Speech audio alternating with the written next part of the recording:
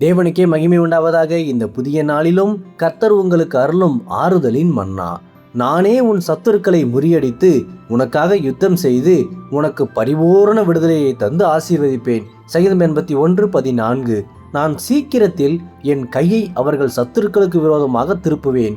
கிறிஸ்துவுக்கு பிரியமானவர்களே, உங்கள் வாழ்க்கையில் சத்துருக்கள் உங்களை சூழ்ந்திருக்கும் போது தேவன் எப்படி தம்முடைய கரத்தை அவர்களுக்கு விரோதமாக திருப்பி உங்களுக்கு விடுதலையை தருவார் என்பதை தான் இன்று நாம் தியானிக்க போகிறோம்.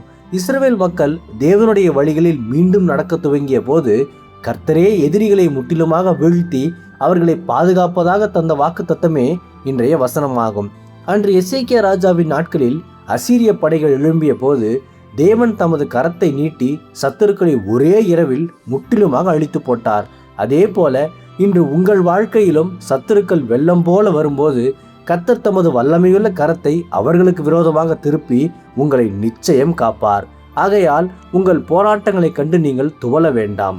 சர்வ வல்லமையுள்ள தேவனே உங்களுக்காக யுத்தம் செய்து உங்கள் சத்துருக்களை முறியடித்து உங்களுக்கு பரிபூரண விடுதலையை தந்து ஜெயத்தோடு பத்திரமாக நடத்துவார் என்பது நிச்சயம் உறுதி.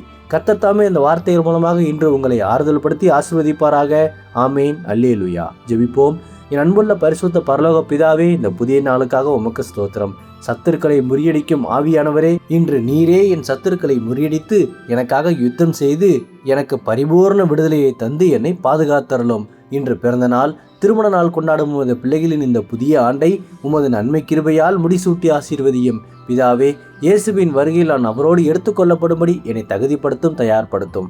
இயேசுவின் நாமத்தில் ஜெபிக்கிற நீங்கள் நல்ல பிதாவே. ஆமேன். மாரநாதா.